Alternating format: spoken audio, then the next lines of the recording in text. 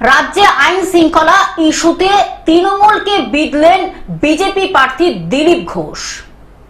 রাজ্যের আইন শৃঙ্খলা থেকে শুরু করে আসন্ন নির্বাচনে প্রচারের কৌশল একাধিক ইস্যুতে তৃণমূল কংগ্রেসকে কড়া ভাষায় বিঁধলেন বিজেপি নেতা দিলীপ ঘোষ। সোমবার সকালে খড়গপুরে সংবাদ মাধ্যমের মুখোমুখি হয়ে তিনি যেমন কল্যাণ বন্দ্যোপাধ্যায়কে ব্যক্তিগত আক্রমণ শোনালেন, তেমনি এনআইএ তদন্তে টলিউডের মাফিয়া রাজ নিয়েও সরব হলেন।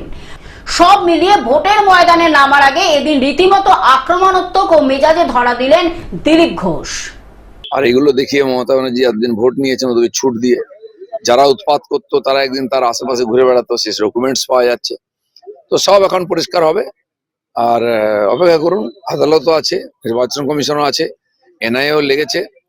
এইখান থেকে সারা দেশে যে অশান্তি হয়, এইটা হচ্ছে তার যাতায়াতের রাস্তা, এবার সেটা বন্ধ হবে। পশ্চিম মেদিনীপুর থেকে কল্যাণ মণ্ডলের রিপোর্ট, গ্লোব নিউজ। এখন থেকে গ্লোব টিভি দেখুন আপনার স্মার্টফোনেও। গুগল প্লে স্টোর অথবা অ্যাপল স্টোর থেকে ডাউনলোড করুন গ্লোব টিভি লাইভ অ্যাপ। এছাড়া জিও টিভি অ্যাপ থেকে দেখুন গ্লোব টিভি লাইভ।